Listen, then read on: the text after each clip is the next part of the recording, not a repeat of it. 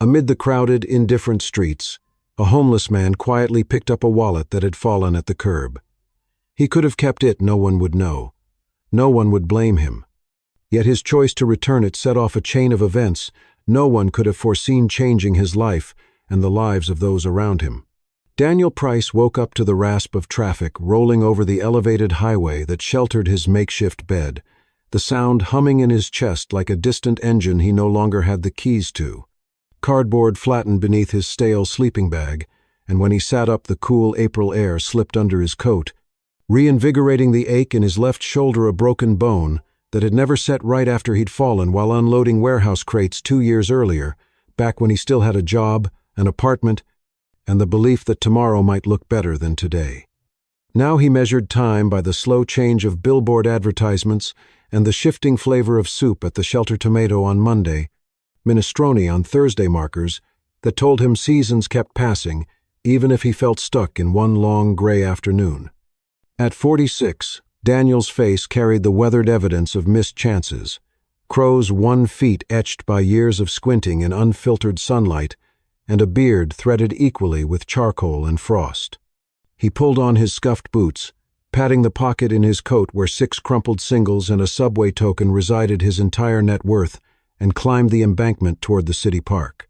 Mornings were safest there. The grounds crew didn't start until 9, and dog walkers tended to offer an apologetic smile rather than the suspicion that followed him everywhere else.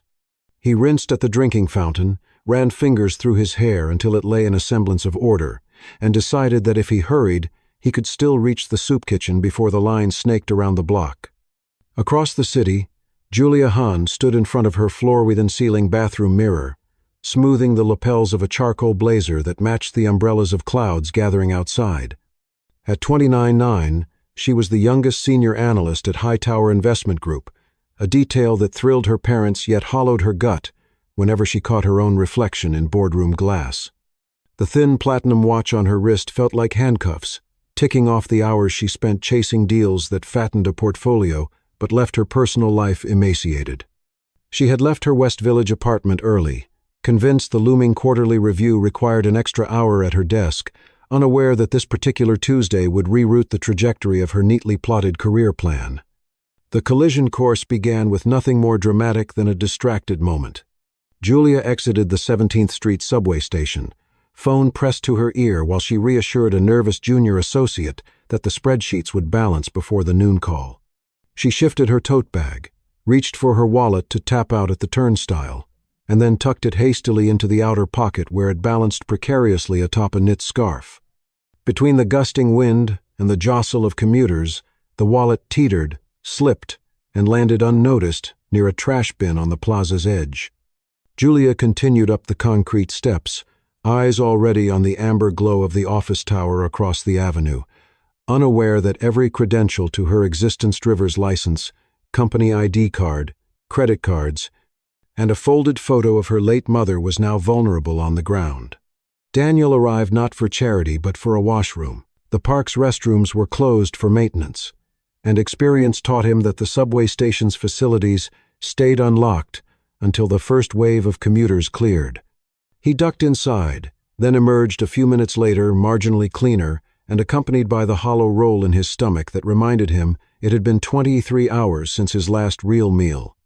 As he trudged toward the stairs, his boot brushed a rectangular object, the color of wet sand. Instinct told him to keep walking anything. Valuable left unattended in this city was either bait or belonged to someone powerful enough to punish whoever touched it, but curiosity outweighed caution. He knelt, flipping the wallet open. Crisp $20 or $50 bills formed a neat fan inside. Judging by the thickness, at least $800 enough cash to buy 2 weeks of motel nights, hot showers, and dignified breakfasts. His fingers tingled at the thought of warmth that didn't come from burnt coffee, of a mattress with springs instead of cardboard, of the simple luxury of closing a door that locked from the inside. Outside, a city bus exhaled diesel exhaust, and somewhere in Daniel's memory echoed his father's voice-of, but unwavering reciting the rule he'd lived by. "Integrity is what you do when no one's watching, son." Trembling slightly, Daniel sifted through the other contents. A driver's license photo showed a young Asian American woman with a determined mouth and eyes that looked both tired and fierce. Julia's address was a 10-minute walk from Daniel's bridge. There was also a violet-tinted employee badge clipped behind the leather, stamped with Hightower Investment Group. Suddenly the cash felt less like salvation and more like a test stone he wasn't sure he could pass this time. Years on the streets had chipped away at abstract virtues, replacing them with concrete calculations. Food versus hunger, shelter versus hypothermia. Still, the memory of his father persisted, stubborn as sap. Daniel exhaled and stowed the wallet deep within his coat, sealing his decision before he could talk himself out of it. Julia discovered her loss at 8:17 a.m. when she reached the building lobby. The security guard, accustomed to her efficiency, frowned as she rummaged through her tote bag, the color draining from her cheeks. She retraced her route in her mind like a forensic accountant turnstile, escalator, crosswalk, but reality congealed in the absence of leather under her fingers. Minutes later, after canceling her credit cards and signing a temporary entrance form, she sat at her workstation, brain buzzing louder than the fluorescent lights. Worst of all was the photo of her mother, folded small enough to slip beside her insurance card. Her mother's last words, "Success without kindness is failure in disguise," suddenly rang louder than any stock projection. Meanwhile, Daniel navigated the city's steel arteries, rehearsing how he might return the wallet without looking like the threat so many assumed him to be. He imagined dropping it at a police precinct, but dismissed the idea the station would ask questions, maybe use words like stolen, and he didn't have resources for legal tangles. Better to deliver it directly.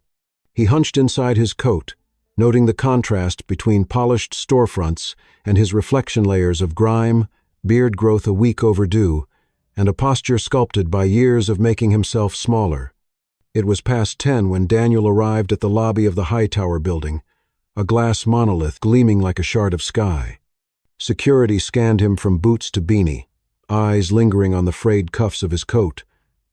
"Can I help you?" the guard asked, tone straddling the line between professional and wary. Daniel cleared his throat, pulled the wallet from his pocket as though it were evidence, and managed, "I found this.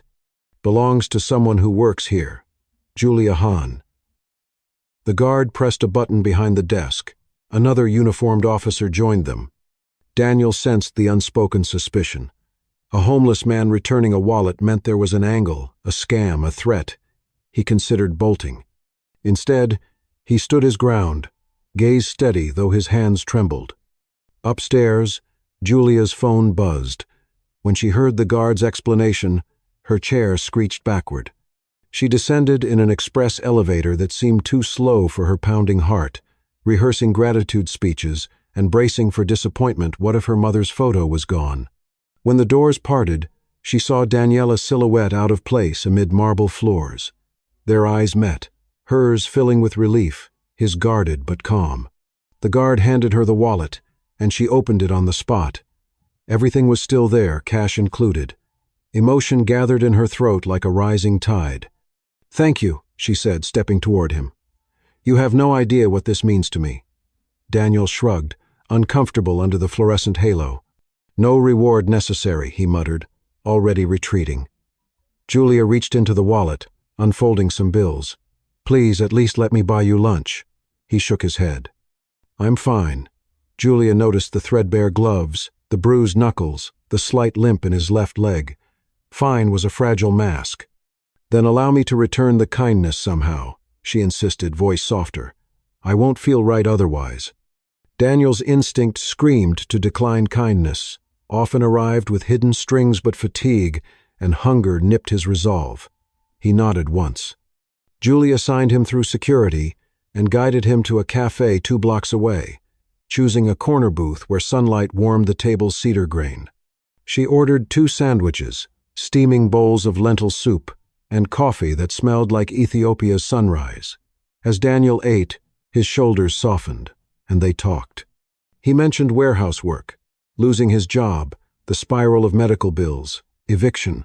Julia shared late nights at the office, the pressure to outperform, the lonely condo echoing with silence her mother used to fill. Their stories overlapped in unexpected ways, both children of single parents who taught them perseverance, both haunted by the sense that they should be doing more with their time on earth. When Daniel described the nights he spent by the river, watching ferries glide like lit-up ghosts, Julia's eyes glistened. She remembered strolling those same docks with her mother, who would quote poetry about hope riding on waves. Strange how two lives could occupy the same city yet remain invisible to each other until Fateor, a lost wallet, tilted the lens. Over the next week, they met 3 more times, initially at Julia's insistence. She delivered a new coat she'd picked out, black wool with sturdy seams. Daniel accepted reluctantly, promising to repay her when things turned around. Julia countered by suggesting volunteer opportunities at the downtown meal center, her firm sponsored once a month. "You'd be helping me," she argued when he hesitated. "We need extra hands, and you know better than anyone what folks there are going through." Daniel agreed. Though skepticism slithered inside him, people rarely meant what they said after the glow of gratitude faded. On Saturday, he arrived at Riverside Community Kitchen to find Julia already ladling chili, sleeves rolled over slender forearms. The director, a jovial woman named Marisol, welcomed him with surprising warmth and set him to slicing bread. The rhythm of the kitchen soothed him, steam rising like morning mist, metal clanging, volunteers weaving around one another in practiced choreography. Daniel worked the shift, noticing how Julia listened intently to each guest, meeting them at eye level rather than from a pedestal. By day's end, he felt a lightness he hadn't known in years, as though someone had unhooked the invisible anchors from his chest. Marisol pulled him aside. "Presence," she said. "We need a part-time outreach coordinator, someone to connect with folks on the street, steer them here or to shelters. Comes with a stipend. Interested?" The offer stunned Daniel. He glanced toward Julia, who pretended not to listen but smiled into her apron. Pride prickled. He opened his mouth to decline, fearing failure. Then he remembered the cardboard bed under the bridge and the countless faces he passed nightly, mirrors of his own despair. "Yes," he whispered, voice thick. "I'd be honored." For the first time in years, Daniel kept a schedule. He reported to the kitchen 3 afternoons a week, mapping encampments, distributing flyers, and escorting newcomers to dinner. Each small victory convincing a skeptical veteran to try Marisol's soup, guiding a pregnant teen to a women's shelter mended a stitch in the fabric of his self-worth. Julia, meanwhile, discovered that leaving her desk for volunteer hours didn't derail her performance. It invigorated her. She began questioning the all-eye-consuming culture at Hightower, drafting proposals for social impact investments. Their friendship deepened like river water under rain. Yet not all change flows smoothly. One evening, Daniel stood before the mirror in the shelter's bathroom and saw a man worth saving. The revelation frightened him. Hope, once crushed, can feel dangerous to entertain. Later, on his usual outreach patrol, he crossed paths with Rick Hawk Dawson, an unpredictable figure who trafficked in stolen goods and rumors. Hawk eyed Daniel's new coat and sneered, "Fancy. Who's funding your upgrade?" Daniel shrugged. "A friend." Hawk's laughter was a rusted hinge. "Friends with suits? Careful, they'll tire of charity soon." Hawk's words lodged like splinters, reviving Daniel's old distrust. A week later, Daniel missed his scheduled shift. Julia called shelters, hospitals, even the police, her mind conjuring worst-case scenarios. She found him at Mercy General, checked in under John Doe, with pneumonia and dehydration. He had been found collapsed near the pier during a cold snap. Julia entered the dim hospital room to see him frail, cheeks hollow, eyes closed against fluorescent glare. Machines beeped with indifferent precision, and guilt flooded her had she asked too much of him. She took his hand, surprised by its lightness. "You're not alone," she whispered. "You were never alone." Daniel surfaced hours later, throat sore, to find Julia asleep in the visitor chair, her laptop open to an unfinished presentation titled Beyond Profit, Investing in Human Potential. The site rearranged something inside him. As a nurse adjusted his Daniel cleared his throat. "Can you ask her for what?" he rasped. Julia jolted awake, relief washing through her features. They spoke quietly. "I'm sorry," Daniel murmured. "I doubted." Julia shook her head. "No apologies. Just get well. The kitchen misses you." He managed a crooked smile. "We've got chili to serve." Recovery stretched into weeks. Julia visited daily, reading news articles, sharing photos of the kitchen team holding signs that said, "Come back soon." Daniel listened, heart swelling. One afternoon she arrived with paperwork. "Marisol and I nominated you for a city housing voucher. It's not a guarantee, but you're on the priority list." Daniel's eyes filled. "Why would you keep doing this?" Julia leaned forward. "Because returning that wallet reminded me the world is stitched together by small, brave acts. You showed me that. It's my turn to do the same." By midsummer, Daniel stepped into a modest studio, apartment linoleum floors, chipped windowsill harboring a single potted fern Julia had insisted on buying. The silence felt different than the bridges.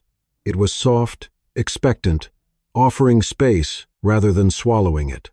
He set down his duffel, touched the key in his palm, and wept openly for the first time since he'd lost everything, tears soaking the fern's leaves like unexpected rain.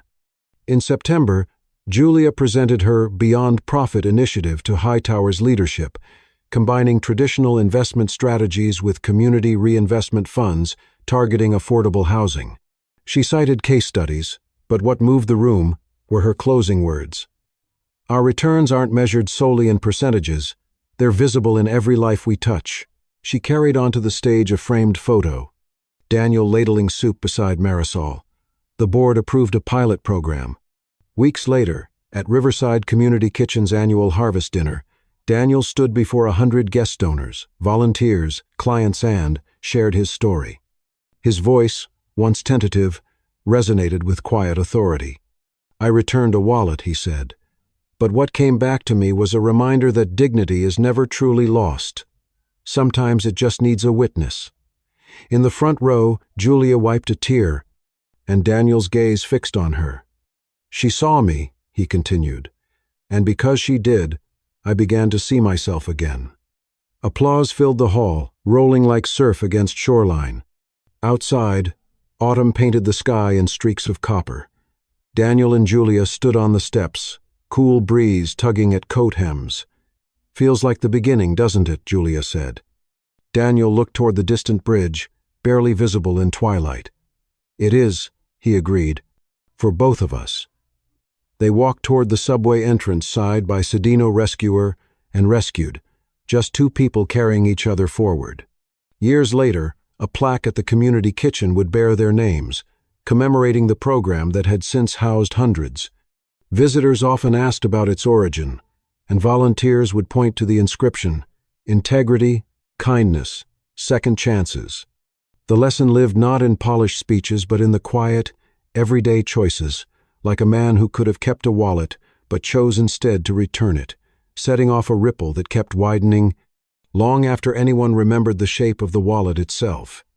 And so the city kept humming, traffic rattling overhead, billboards changing, soup recipes rotating, but somewhere beneath the noise lingered the harmonious echo of two lives intersecting in a moment of simple honesty, proving that when compassion meets courage, everything can indeed change.